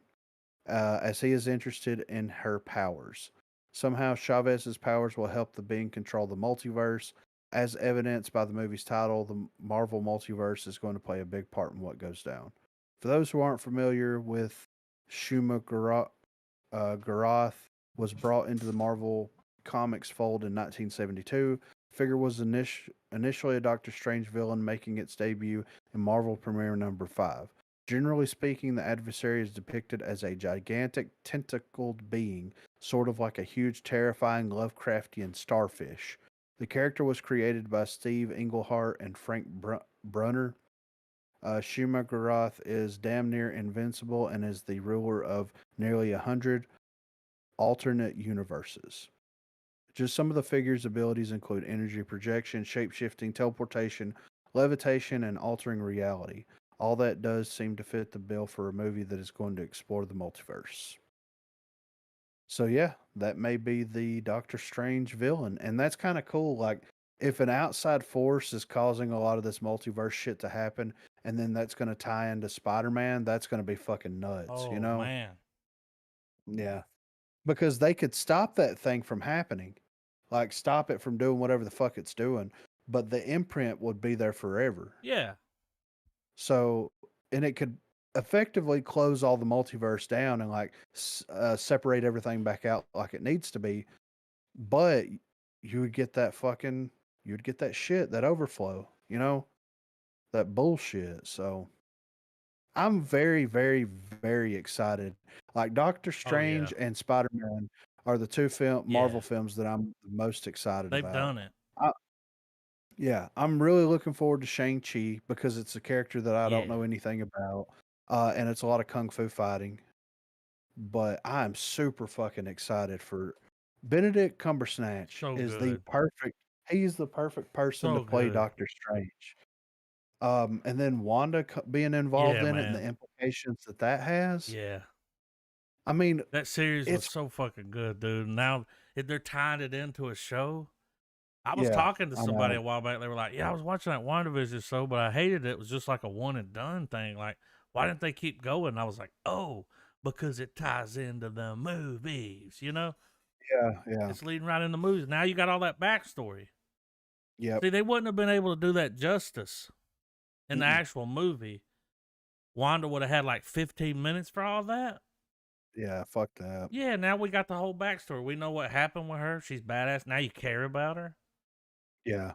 And it's amazing that they like, you know, they did a very, very good job of sprinkling you enough Wanda throughout the films to be like, oh, and the balls that they're like, hey man, we're gonna do the first the first Marvel series focused on Wanda. Oh, okay, like she didn't Yeah. get a whole lot of screen time, but that's pretty cool. Yeah, we're And like, then who? yeah. And then they create this character, you know, that you fucking care about and relate to, and Vision being there. You Yeah. know what I'm saying? Like they did it so well. Like Marvel has been Agatha. yeah, right. Marvel has been really, really good at making us care about people that we don't give a fuck about. Falcon.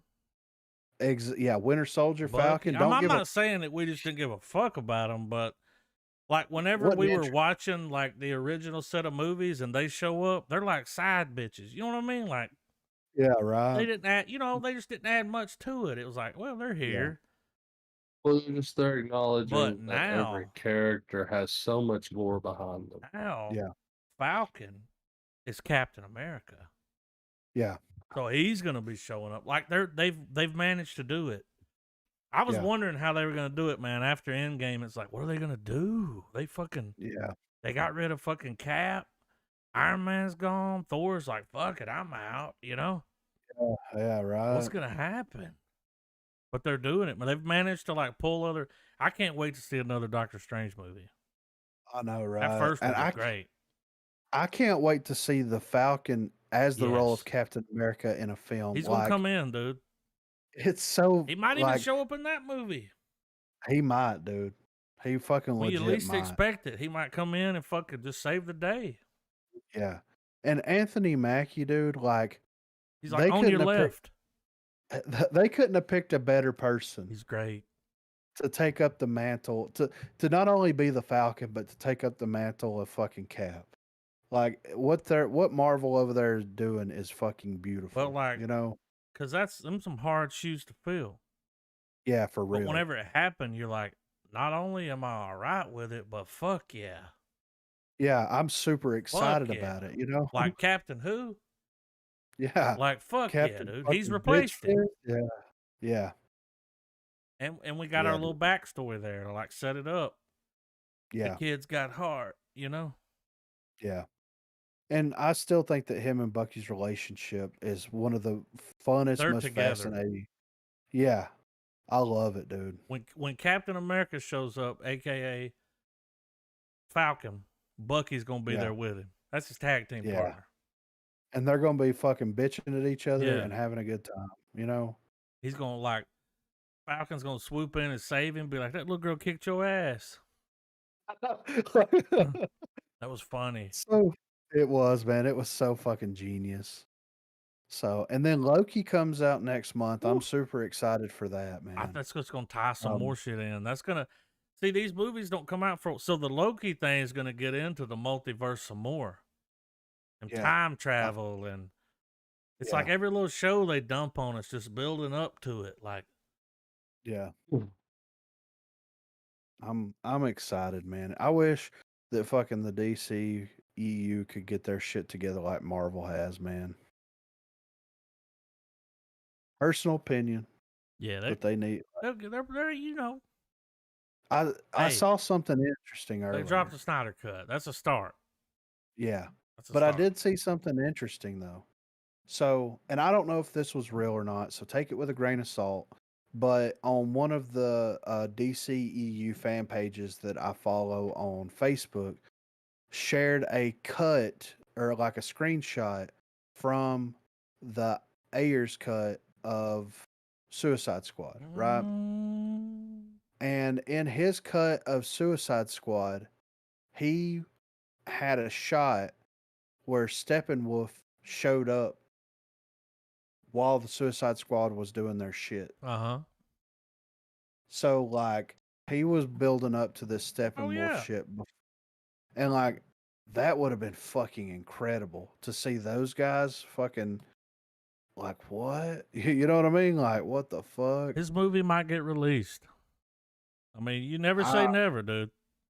I'm holding out hope, you know? man. Yeah. They have it. Yeah. And it was finished.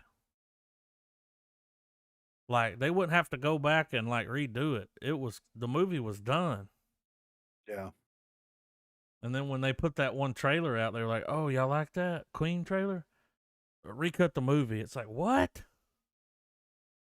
What are you doing? Yeah, get the fuck out of here. Yeah, look, where's the gabagool? Get the fuck out of here. My mother, God rest her soul. Oh God, that dude. The guy from Mrs. Doubtfire. Yeah, dude. Yeah. God rest her soul, my mother. What are you Hair was doing? cut. I'm ready for trailers, guys. Let's get off into it. I'm gonna go ahead and pull them all up, get them paused. You pull them all up? That's your approach? Yeah, I pull them all Go up. one at a time. Yeah, I ain't trying to overload the Matrix. I mean, you know. I got a lot going on over here, though. Yeah, 3 monitors. I'm live streaming. I got Discord going. I got trailers on something. Like Yeah, you got a system. Yeah. Definitely got a system. We've got some decent looking trailers this week, so I'm interested to see if we get any future bangers. Yeah. New subscriber, Wendell Cruz. Thank you.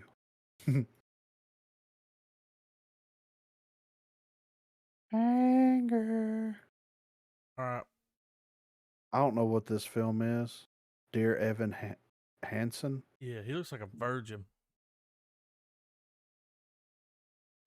I mean, you heard it here first, folks. Look at him. We got a virgin here. Yeah, he does. I hope this movie has something to do with that. That'd be hilarious. I mean, just look at the thumbnail.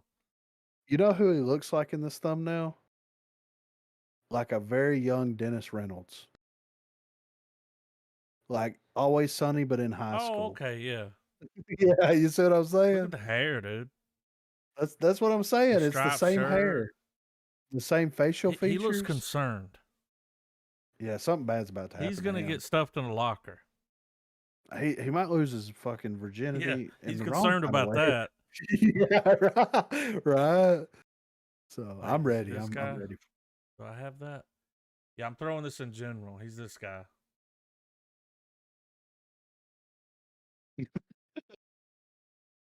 Oh, Captain Virginity over here. Fuck it, I'm ready virginity, for it. I'll stab you. Yeah, it's mine. All right, you ready, Trav? Yeah. All right, 3, 2, 1, play.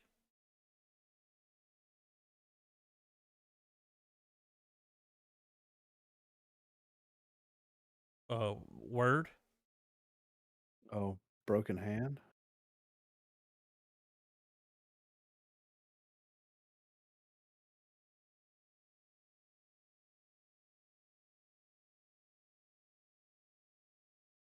Bobcats.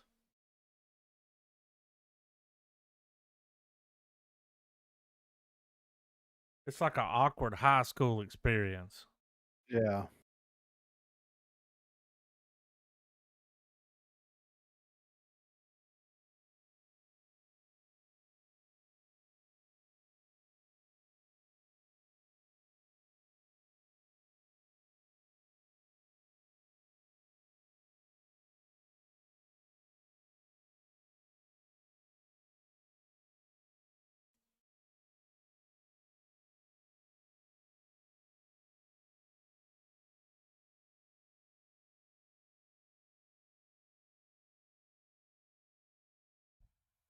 Man, this is a bummer.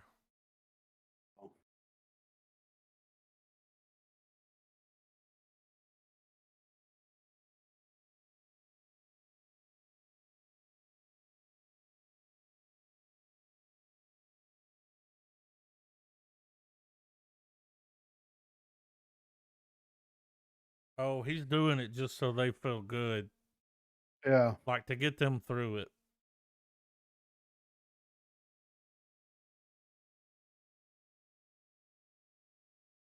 So they want him to give up and give a speech, yeah.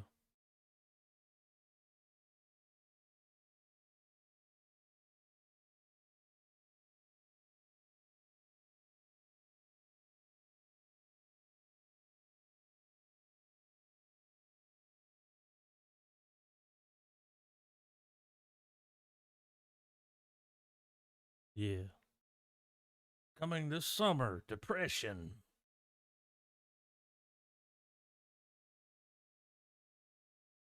Going viral, bro.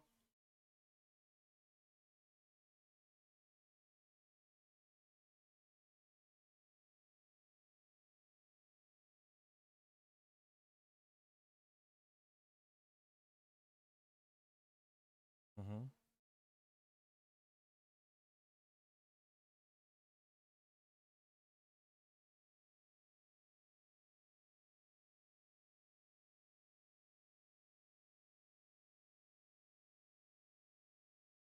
Y'all still hear me? Yeah. Making sure. I'm here. I'm invested, dude. Connor seems like a cool dude. Definitely never seen a movie like this before. No.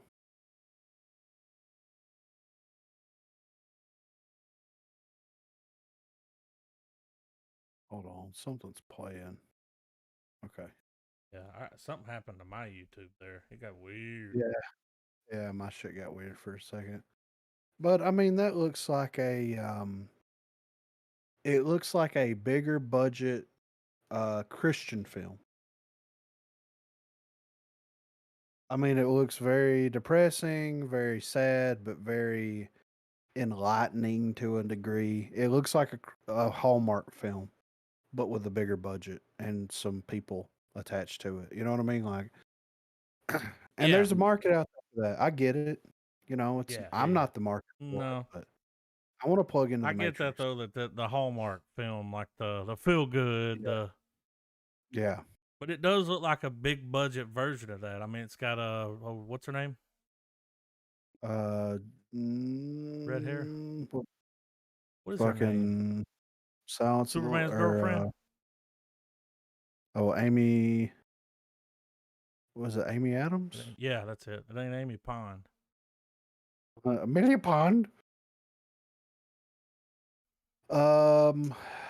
We got some fucking Liam Neeson. I hope his cock makes appearance. Now, here's what I like. We had a friend that lived not too far from me. Like right behind me, if you know who I'm talking about. Yes. He called Liam Neeson every fucking time. And I would be like, yeah, Liam Neeson. He'd be like, yeah, Liam Neeson. I'm like, I mean, close, but yeah, Liam Neeson. So now when I see him, I'm like, Liam Neeson. Every time, dude, I remember it. Liam Neeson. I mean, it takes all kinds, dude. Liam Neeson, dude. The Ice Road. So this must have something to do with that TV show, the Ice Road Truckers. Well, dude, how many fucking films have we got with Liam Neeson wearing a beanie? Well, he's in the snow. You know what I'm saying? Like he's always in the snow, dude. Yeah, the one with the wolf. Yeah, the wolf. Yeah, I'm like, what the fuck? That was about us. It was. I'm just saying, he's always in the snow. Yeah, like he's given up on fucking deserts and anywhere tropical. No, he's never anywhere hot. No, they're like, all right, the movie's gonna have a lot of snow. They're like, Liam Neeson. Call his fucking manager Bring now. him in. Let's check it out. The Ice Road. Let's drop. Yeah. Today. Yeah. All right, here we go. Y'all ready? Wasn't he? Yeah. Didn't he do a movie about a snowplow man? Wasn't that Liam Neeson? Probably. I don't. I'm gonna look it up. Okay. I'm ready. Been verified. 3, 2, 1, play. Snow. Is he gonna be like a trucker? He's a trucker, dude. Oh.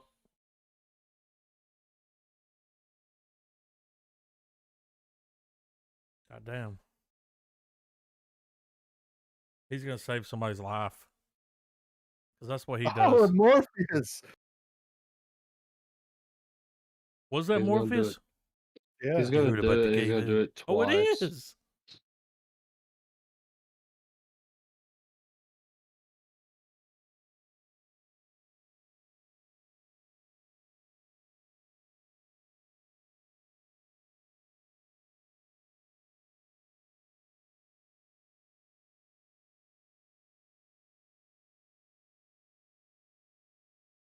It's like a modern day Smokey and the Bandit type situation. And it's got a little the first Gone in 60 Seconds. Yeah. A little bit of Fast and Furious with trucks. Yeah. I'm in.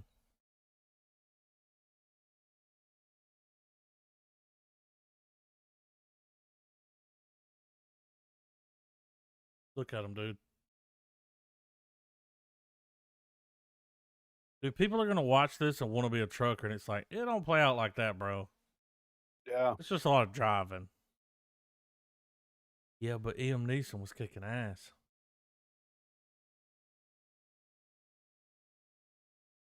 So they're like running from the ice road. It's going to be over the top, silly goose time.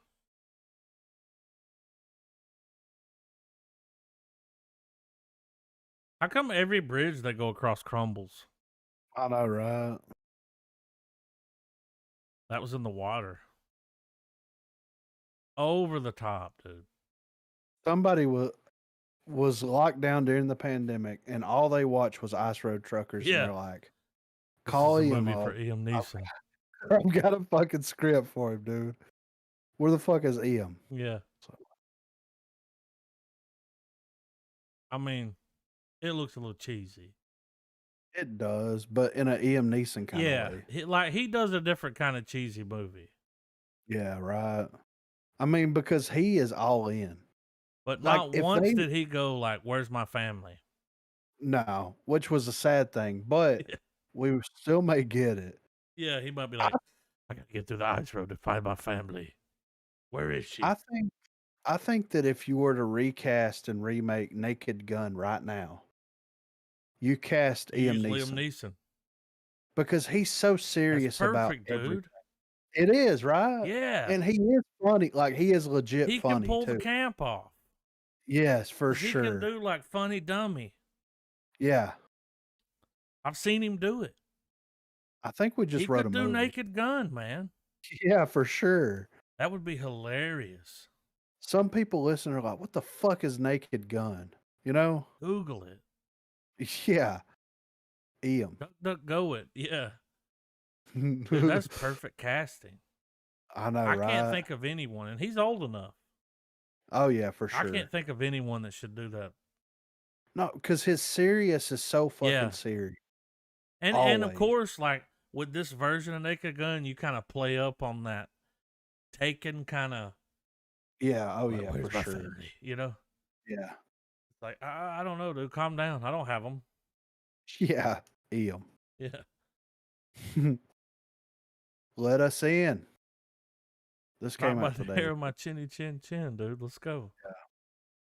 I like this top comment. Let us out will be the audience reaction. I'm ready. All right, here we go. 3, 2, 1, play.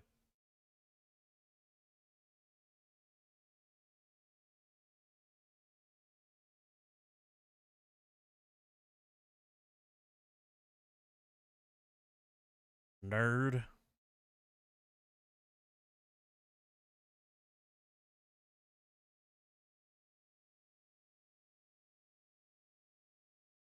Yeah. It's going to be lit. Yeah. So it happens?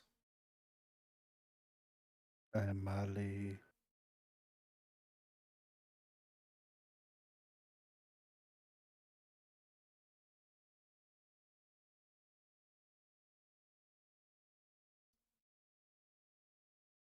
Oh my God. It's him, dude. It's Tobin Bell. Yeah. It's Saul. He's got a SWAT board. Look at this.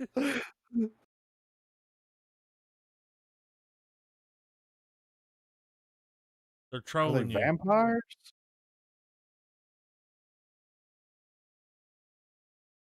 They gotta be vampires, dude. They're vampires, dude. Alien vampires? Well, because they think they're aliens, but they're vampires. Because, you got to let them in. Yeah. Aliens don't need permission. Whoa. That looks so cheese. Yeah. But in a good way. In a good way. Yeah. I got to remember. Let me bookmark because I won't remember that after. We might have to put that on the list. I'm just saying. Let us in. Let us alone. This next film. Oh, now, shit.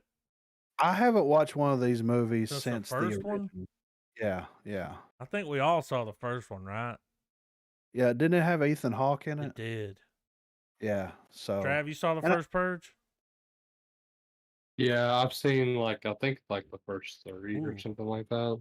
Which I didn't mind the first one. Cool idea. No, I thought it was a good idea. Yeah, and I thought it was great. It was like, but that was like it. Classic example of a franchise that outstays its welcome. Yeah, that was like it. And they were like, "Oh, it made money. Let's make more." Yeah. So now we're on like the Purge 16. We might have to do a fucking Purge month. Come on, dude.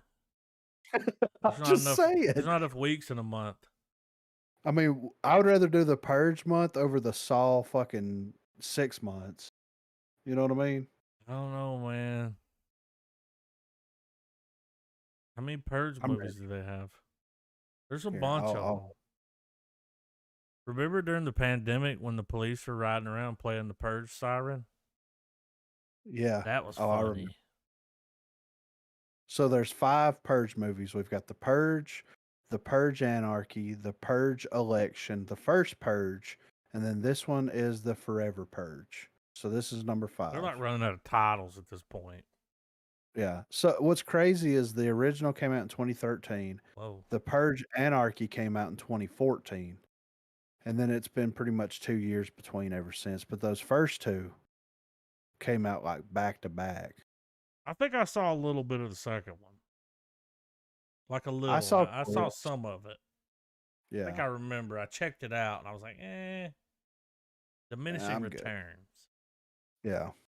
All right, here we go. For the Forever Purge hashtag. Let's 3, do it. 2, 1, play.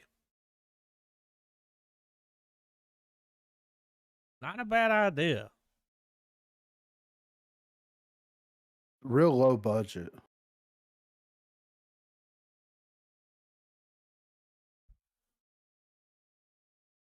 "2020 felt like a purge." Yeah.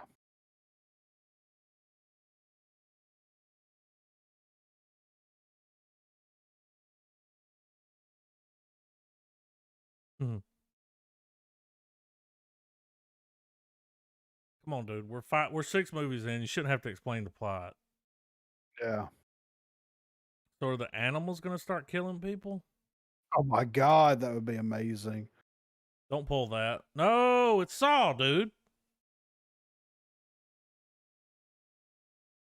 Dude, it's Saw. Look, they're gonna do a weird trap. Ride 'em, cowboy.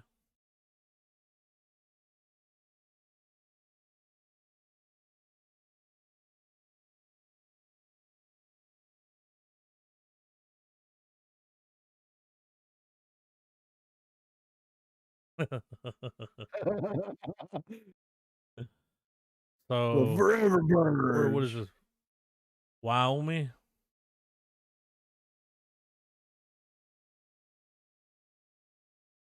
That Jay Moore. God damn.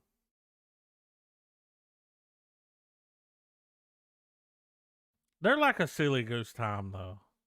Yeah. They're so over the top. Look at this.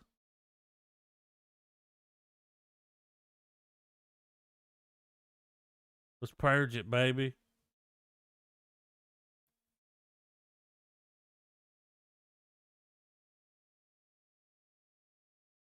How many hits it's got?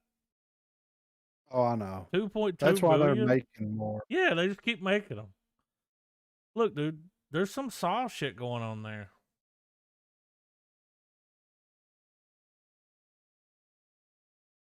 Wait, I recognize that dude. That was the guy that played Kano in Mortal Kombat. It was, yeah. Yeah. English. We about to purge, motherfucker. Dude, the purge to me is like fucking throwing up a little bit, you know? Yeah. Yeah, when I have a stomach virus, I Yeah, purge. purge a little. Yeah. You don't fucking kill everybody on your block. Not this time, anyway. That was kind of painful to watch. Yeah. But I'm podlocked on it, dude. The last symbol. Was this a Isn't movie that about Z? tattoos? I don't know. Is it that? Did you say Dan. Z? Yeah. It says first trailer for Dan Brown's the lost symbol. So I'm guessing it has something to do with the fucking Da Vinci Code or something. Who's Dan Brown? He's the guy that wrote the Da Vinci Code? I think so, right? Trav? Yep. Oh. Called it. All right, I'm ready. What's up with these dots? It's a new production company. Okay. All right, here we go. Dots. 3, 2, 1, play. Oh, it's the Peacock. Oh, it's Peacock. Oh, okay. Which is free, by the way. With ads. Why does this trailer Why look does so it look bad? blurry or the frame rate's know. off? Stupid shit. Nice ponytail. Yeah, right. Andrew Jackson.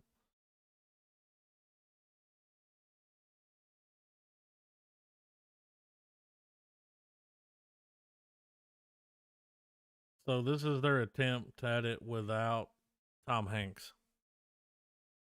I guess so. It ain't gonna go over well.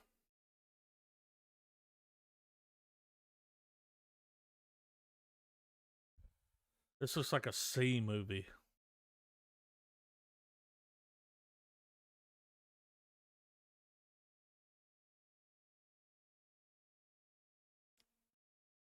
This looks like it would be better being a TV show. Yeah. Like on TNT? Yeah, somewhere, just not a movie.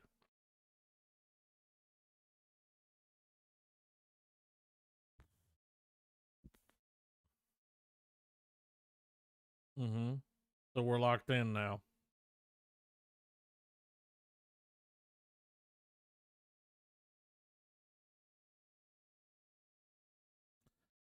I only watched the first, what was it called? Da Vinci Code? Yeah, I didn't see any of the angels or demons or. I didn't. When I saw Tom Hanks with long hair, I was like, mm-mm. I'm good. We don't need America's sweetheart to have long hair when he's had a receding hairline since 1983. Yeah. I'm just saying, you know? Yeah. Snake Eyes. Here we go. I'm excited about this one. Yeah.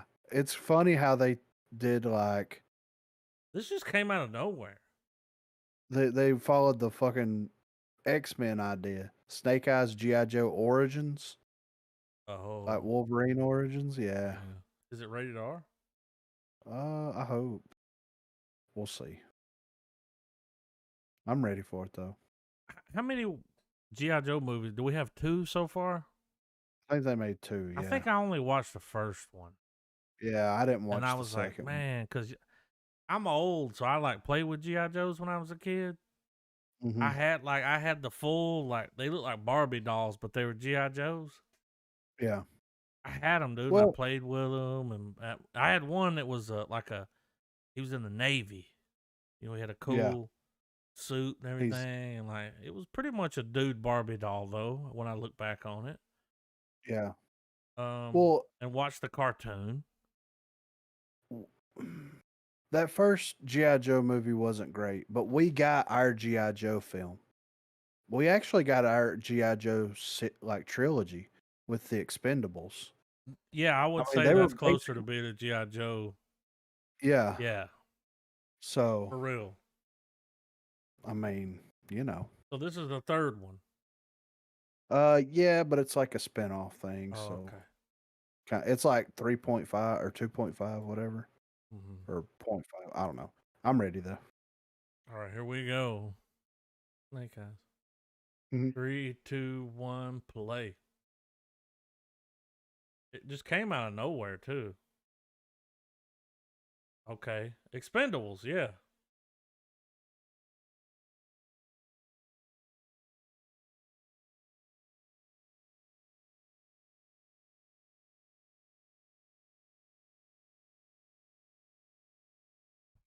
I'm on a new level. No way, dude. Are they really? They're doing it.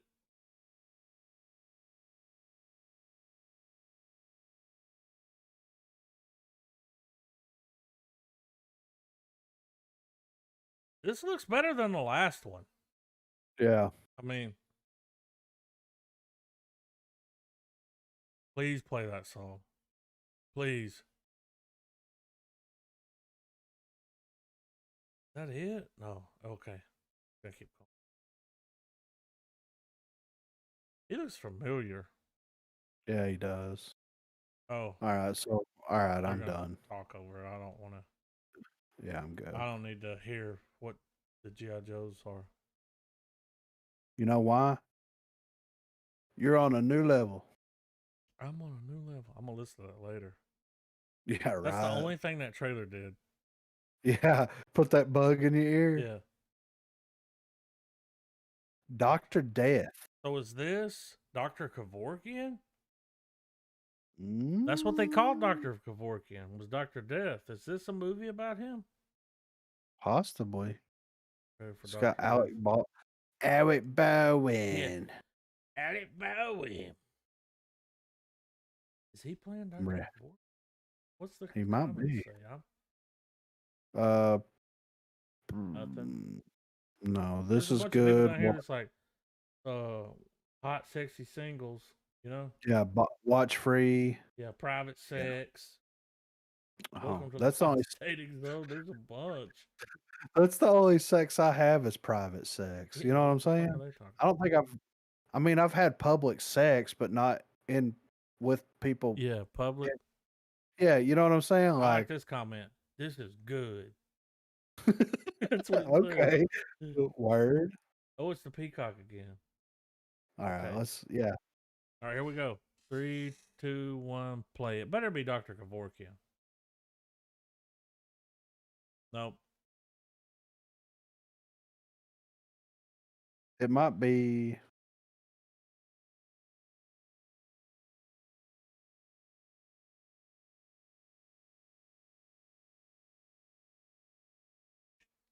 I like the damn. Oh, Kevin Bacon.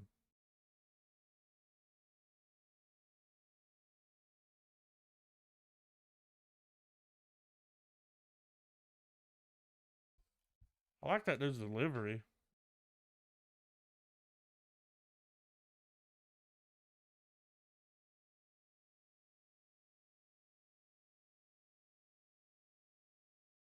It's not Kevin Bacon. It's Christian Slater.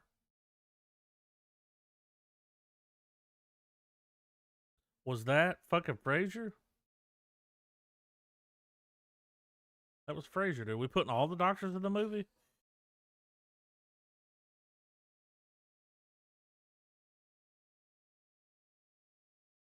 I think this is based on a real doctor.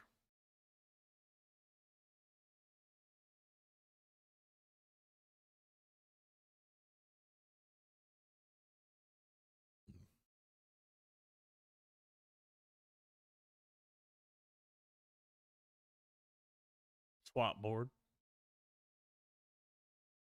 I'm on a new level.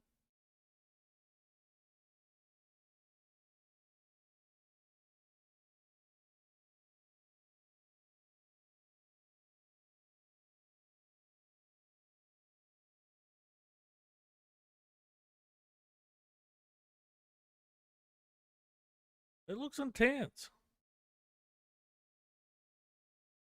Dude, imagine. Here's what they should do with that show. Here's what I hope that show is. It'd be cool if it was. So, you're like a serial killer, but you're a doctor. And your way of killing people is killing them while you're operating on them. That might be You what's do it happening. on purpose. What a fucking, you know? Yeah. I mean, come on, dude. It's like every surgery he does is botched and they die and he gets off on it. Whoa, look at these fucking eyes. I know, right? So it says here that Christopher Dunst, I guess So it that's how is you based pronounce on a true story. Yeah, is a former neurosurgeon who has been nicknamed Dr. D and Dr. Death for gross malpractice resulting in the maiming of several patients and killing 2 of them while working at hospitals in the Dallas-Fort Worth Metroplex. Dunst was accused of injuring 33 out of 38 patients in less than 2 years before his license was revoked by the Texas Medical Board. In 2017, he was convicted of maiming one of his patients and sentenced to life in prison. That's kind of interesting. It's so that movie or series, whatever it is based off of a podcast that I'm guessing took a deep dive in the story. Yeah, I saw that at the beginning where it said podcast. Yeah, kind of like Serial. Yeah.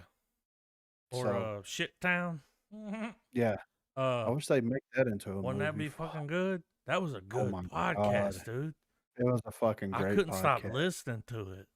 Nah, dude. The Garden, you know? Yeah. I wonder if it's still there. Gotta be. I might go back and listen to it. I might do the same. It was fucking fascinating. It was good, dude. Yeah. Didn't that guy die? Yeah. he died while they were doing the podcast. Yeah, Did he kill he himself? committed suicide. Yeah, Yeah, that's I remember. It was.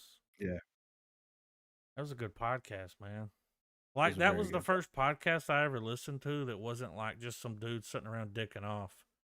Yeah, It was like a real podcast. I was like, oh shit, you can do this. I might make Marina listen to it with me. Oh, she'll like it. Yeah, she loves murder Little porn. podcast porn for you. I mean, Yeah, murder podcast porn. Dr. Death, dude. Yeah, Dude, what did it say? He botched 33 out of 37.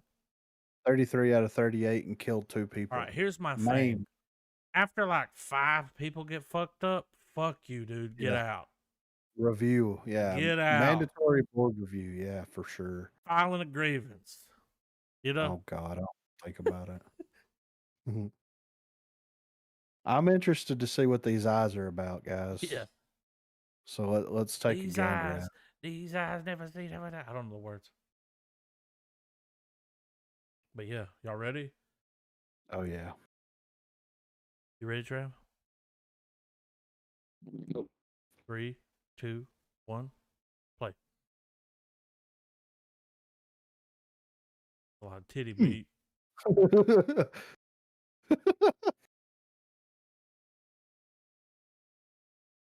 I hope the whole movie's like that. Yeah, just her walking around screaming. Yeah.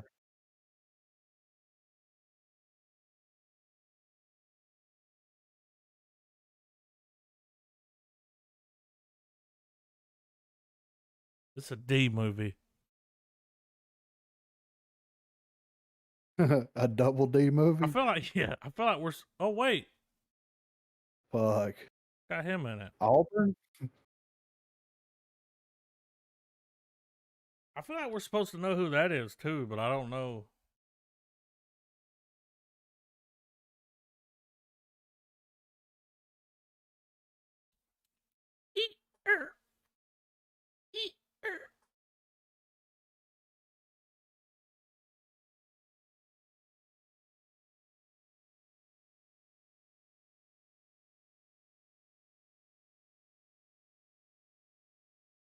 Okay, so that wine bottle's moving itself.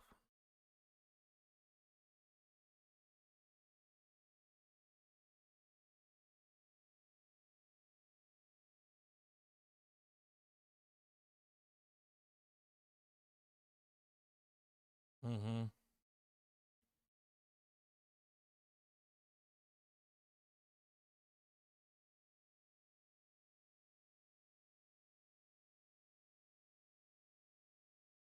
Yeah.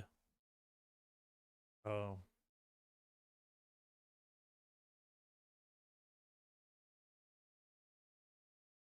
He's looking old.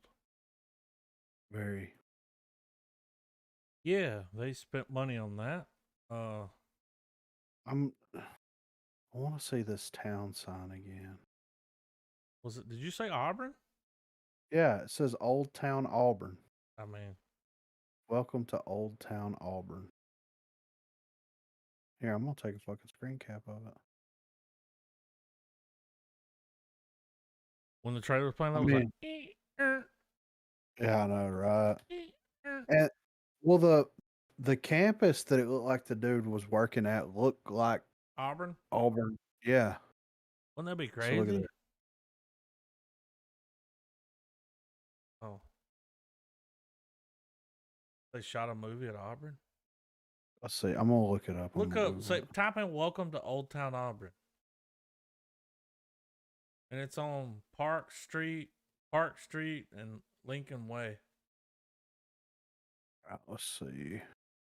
Welcome to Old Town Auburn. Yeah, here it is. Is it Auburn? Auburn. Oh, it's Auburn, California. Get the fuck out of here. I know, right? Delete it. Yeah, fucking I'm taking it Chris, out of the delete it, you know? Yeah, I got you. It's gone. We ain't got to see it. Hitman. You know? Hitman's wife's bodyguard. We got a new trailer. We watched one. Yeah. We got a new one. This movie looks funny. Now, I watched the first one. Did y'all watch it? No. It's good. It's funny. Because they have the scene where it's like, and I will always love you. Oh, yeah. When they're getting shot up. It's funny, dude. I'll watch anything with Ryan Reynolds in it. I mean, it's fucking Ryan Reynolds, dude. All right, here we go. I'm ready. Hitman's wife's bodyguard. 3, 2, 1, play.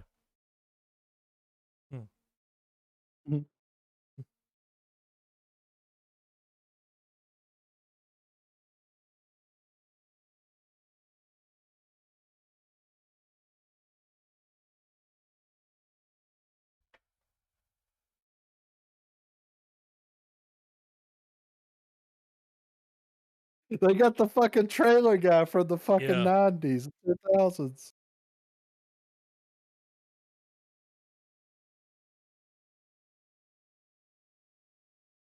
I love it. It's the trailer guy. They got some dude off Fiverr.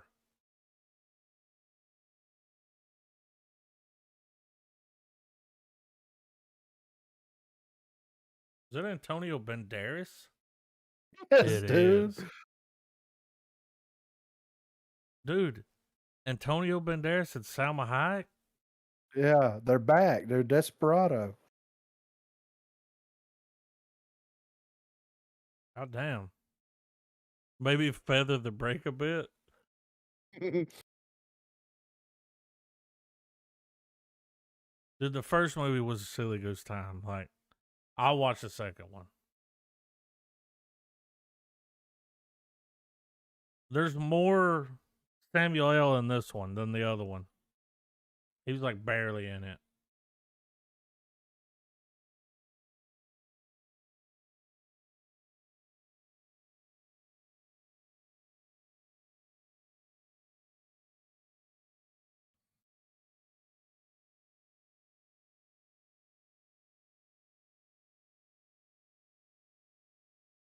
He's covered in blood. She's got a rosary tattooed on her arm.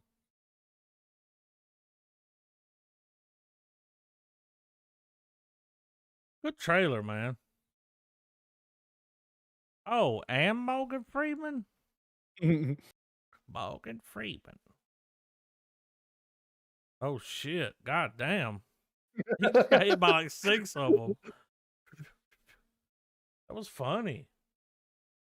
I'm interested. Dude, they each got hit with 1 dart. He gets hit with 5 in the face. It's like, fuck, man. Guess I'm going to sleep. Yeah. You will go to sleep, or I will put you to sleep. You're in my world now, Grandma. Sweet Tooth, based on the beloved DC Comics and executive produced by Susan Downey and Robert Downey Jr. Oh. Sweet Tooth is a post-apocalyptic fairy tale about a hybrid deer boy and a wandering loner who embark on an extraordinary adventure. All episodes of Sweet Tooth premiere on June the 4th. Yeah, I've Fuck watched yeah. him stream on Twitch. I mean, her. I mean, it. Oh, Sweet Tooth? I mean, deer. Oh, yeah. Okay. This is weird. So Robert Downey Jr. and his wife Are executive they're producers. producing it. Okay, so they just tacked them on. Yeah. Somebody threw made some it money. and was like, y'all want to be producer? And they were like, let's see it. And they were like, sure, why not? We're not doing movies anymore. I'm not an Iron Man anymore. So we're doing Sweet Tooth. I am interested. That thumbnail's strange. Yeah, right. Are y'all ready? Let's take a gander, dude. You ready, Trav? Yep. Sweet Tooth. Little Sweet Pea. All right, here we go. 3, 2, 1, play. Yellowstone. Mm-hmm. Oh! I'm in. He's in it. I'm in. He's hilarious.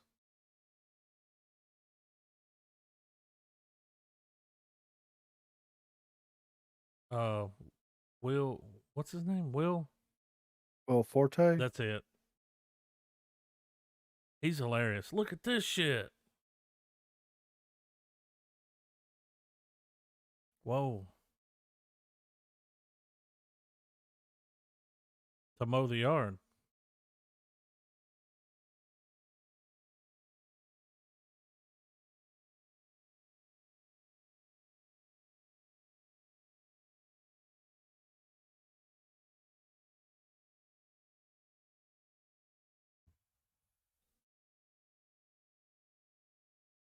I'm watching it. I'm already in. He killed the guy because it's a kid. So Will Forte's dead at this point because he ain't there anymore. That's a bummer. I like it.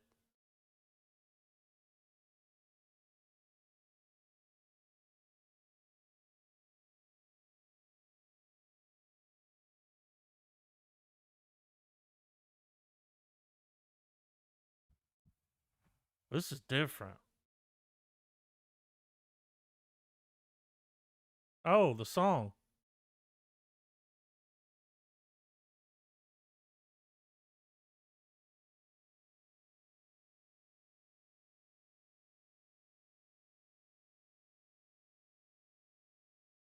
He's like, people like me are scared of people like you. People who eat deer jerky.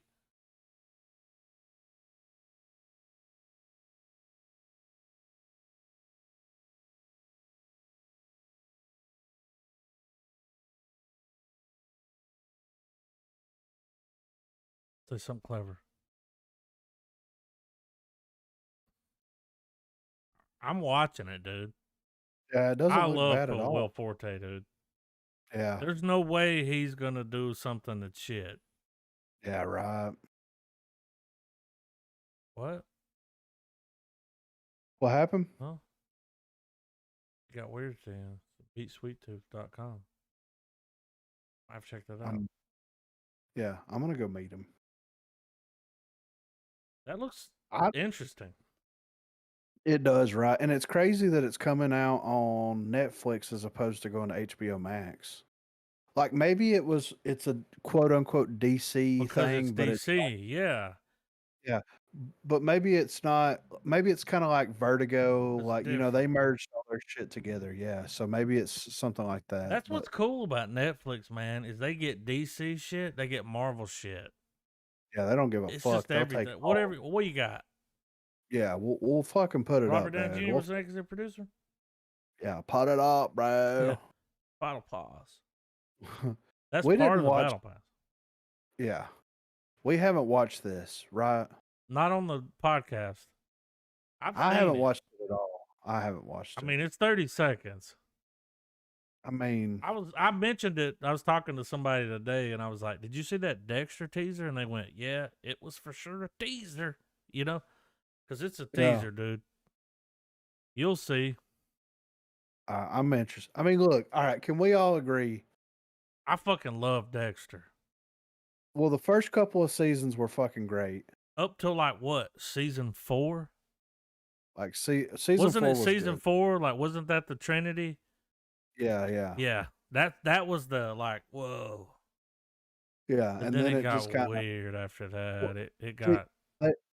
they came too early. You know what I mean? I watched they blew every their episode though. Yeah, I did too. I finished it out. Has Marina crazy seen Dexter? This is Oh yeah, she's watched this it is like one of my wife's favorite shows. I love Yeah. Dexter. But here's what's cool about this season, and we talked about it back when we brought it up. The original showrunner's coming back. The guy that was like, "We're gonna kill Dexter," yeah, is coming back. So might get Dexter's dead probably Dexter. gonna die. I mean, Yeah, Dexter in the and dark. I'm all right with it. Little I'm 30-second ready for it. teaser. Y'all ready? Yeah. Ain't nothing to this, dude. It's, I mean, Chaw, you know. All right, That's what Chaw's been up to. 3, 2, 1, Chaw. Here's your teaser. Where's fucking Harrison? Yeah, where's Liam Neeson? Yeah.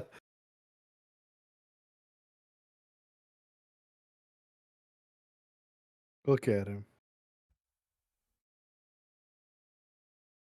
He looks the same. There's no beard. That's your teaser. I can't This wait. fall. I mean, are we going to do it on the pod? I'm watching Dexter whether we watch it or not. I think we should do it on the pod, man. We're all caught up, right? We've seen it all. Yeah, I've watched So it we all should watch twice. Yeah. Twice. Yeah. I mean, I watched it original and Like then when it was out. Yeah. And then you went back and then, revisited. Yeah. The first I time haven't done that. Yeah. Me First and time Dee have Marina watched it watched several times. I actually own the complete collection on DVD. I was in Goodwill one day and they had everything but the last season for $15. So you're like fucking. So I getting bought it, them. right? And Yeah. then I went on eBay and I bought the last season for like $12. So I got the whole run. Yeah. And even though Dexter didn't end like I wanted it to, it was still a good show, man. I can't, you know, it was still good. Just got weird at the end. It's crazy that they haven't cast Michael Chaw in Like in Marvel any or something? kind of superhero. Yeah. I feel So, like you he'd be know. better in DC. Yeah. He's a little darker. And you Look at remember here a this, while back we watched that trailer where it was like he was like an investigator, Yeah. like a period piece thing. I haven't seen that show. Oh, whoa, fucking $200. Yeah, but look what it comes in though. Yeah, that's cool. It's the slides, the blood slides. Yeah, it's the blood slides. Yeah. That's cool. That's real cool. Damn, bookmark. Yeah. Tax time. Whoa, what's cool is they pair that with the Breaking Bad box set. Yeah, right. Dude, the Breaking Bad box set, 16 disc Blu-ray is only $80. Yeah. Worth And it. It is. It is. That show's fucking great from beginning to end. So, if you're willing to spend $236, you get Breaking Bad, Dexter, and Sons of Anarchy, which I've never watched. Yeah, I'll have to take a pass on that. What about The Sopranos? I would be all right with that. I got HBO Max. I ain't buying it. Boardwalk Empire's good, but also got HBO Max. Ain't buying it. I can't wait, dude. I'm down for some more Dexter. So, are they doing a season? They said is it 10 a movie? episodes. 10 episodes. So we get 10 hours of Michael Chaw. So is that it? Yeah. He's got to die, right? Dude, I don't know. They might bring it back and be like, we're gonna get 4 more seasons. So here's what if they do this? In the 10 episodes, he teaches the code. Okay. Harrison. Harrison? And then there's another show that could come out later on when Harrison gets older. Yeah, I mean, how old would Harrison be at this point? 10? Nah. Not even. He 10? was like he was a baby when the show went off. I mean, he's like a little kid. He was like 3 or 4 or something like that. Yeah. So when did the last? So would he be like 10, 14, something? Teenager, right? I don't know, dude. It's been a while. All right. 2013 was when the last season came out. Okay. So I would say he was at years. least 3. So it'd be 12, 11, 12. I mean, it's a good age to learn the code. That's when Dexter learned it. Yeah, right. And that could build up for another season later on. Like, because they could do that and be like, he's teaching him the code. And then like a year or so later, they could be like, all right, Harrison's like a grown-up now. And he's, big boy, killing people. Yeah. He's got to teach. He's got to pass the code down. Yeah. Gotta. So in 3 days, Army of the Dead drops. Yep. That's what we're watching next week. Yep.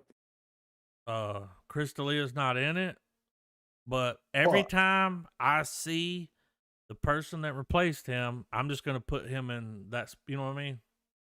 Yeah, I'm gonna do my own edit in my head. Yeah, I'm cool with that. I want to watch that version of it, the Adam G. fucking head version, which was filmed, but had to yeah, be. right. We won't get into all that.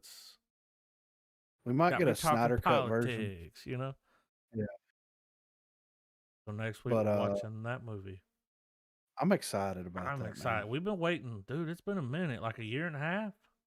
Yeah, something like that. At least. We were talking about it before the pandy. Yeah. Now it's almost post pandy. Pandy's pre-pandy, over, post pandy. Little handy pandy behind the fucking behind the woodshed. Yeah, I was gonna say barn, but that works. Little post pandy handy. Yeah.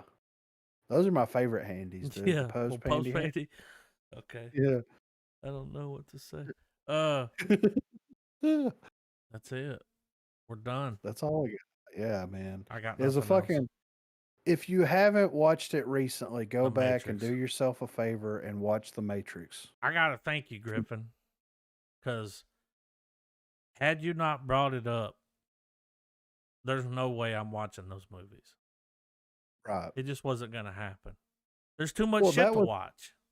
That was early on my list of shit that I wanted to revisit and talk about because, like, now that I'm old enough to watch it and understand it and actually have conversations about it, you know what I'm saying? Deep. Yeah. Go down to the basement in the dark corners of the Matrix. Yeah. Me and Adam has had very, very many conversations in the past 3 weeks about Matrix related shit. Just like not even on podcasts, just be like, I was thinking the other day, and then it fucking spirals into Matrix conversation. I was thinking about the Matrix all day, and yeah, I know what this happened, and what does this mean, and that's how you know it's a good movie. Yeah, it really fucking creeps into your fucking brain. Whether part 4 is good or not, this shit stands alone. Yeah, I'm not gonna let the 4th movie fuck it up for me. No. If it's bad, then it'll be like, okay, whatever. They tried. Yeah. But the original trilogy will stand alone and be great. Yeah. Oh yeah.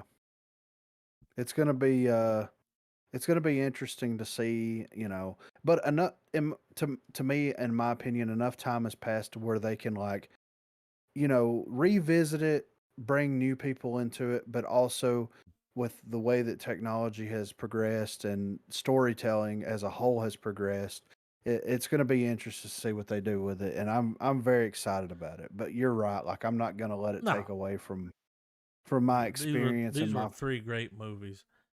Yeah, and I am interested though. Like when that last movie goes off, it's like okay, Matrix, AI is just carrying him off. What happened? I think they deliver his body to Zion. Did they just take him in? Because they were being real delicate with him, and the way that they unhooked him and was carrying him, I was like, oh, they're being real nice and treating him good. Like, well, he did what he said. He went in there and he kicked that motherfucker's ass. Yeah, a deal's a deal. So even the AI holds up a fucking bet. Yeah, I mean, it's a fucking handshake deal, dude. Yeah, it was firm handshakes all the way around. Yeah, firm. If it got any firmer, wouldn't be able to sleep on it. That's all I got. What is it next week? Army of the Dead. Army of the Dead. Is that it? Zack Snyder. Yeah. We're going in strong. I think it's going to be good. Yeah, I think so. It's been a while since I've watched a zombie anything. So, yeah. It's gonna be fun. Mm-hmm. But that's it. That's all I got. Mm-hmm. All right.